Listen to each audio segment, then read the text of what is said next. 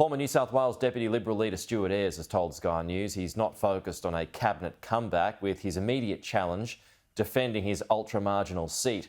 Labor views picking up Penrith as pivotal to its prospects of a state election win. And Kenny Heatley has been on the ground speaking to voters set to decide this crucial contest. I don't think this election is about me. On the banks of the Nepean River, Penrith is the scenic setting for a tight race where a razor-thin 0.6% margin separates Labor and Liberal. Would you classify yourself as a swing voter? Most definitely, yeah. Stuart Ayres has held the seat since 2010, but after a tumultuous term where he assumed, then lost, the deputy leadership, his incumbency is under threat.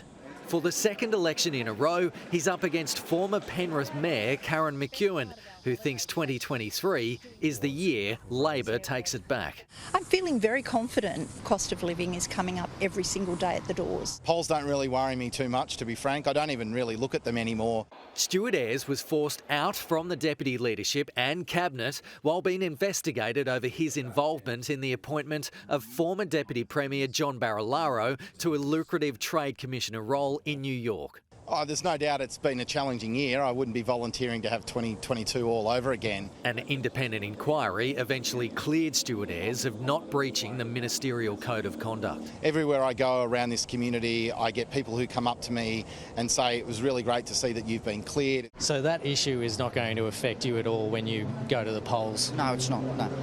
Almost everyone we spoke to around the Penrith town centre and Main Street were swing voters. Stuart Ayres, he's been doing an okay job? Yeah, mate, he'll do. I think Labor. Many voters here are still angry about how Sydney's West was treated during the 2021 COVID Delta outbreak. Suburbs were hit with stricter restrictions and longer lockdowns than Sydney's East and North. But some locals here do credit Dominic Perrottet for his pandemic performance. Yeah, the lockdowns, the vaccinations, they were pushing towards mandates. He seemed to step back from that, and I found that positive. It's also a region that's been severely affected by flooding in the past 2 years. Stuart Ayres wants to raise the Warragamba Dam wall. The single best thing that we can do to mitigate floods in this community is raise Warragamba Dam wall. Labor don't support raising the dam wall and instead are focused on expanding out evacuation routes and building tougher levees. It's not just about flooding, we've got bushfires as well, so it's being able to get our people out. Flood evacuation routes don't stop water getting in your living room.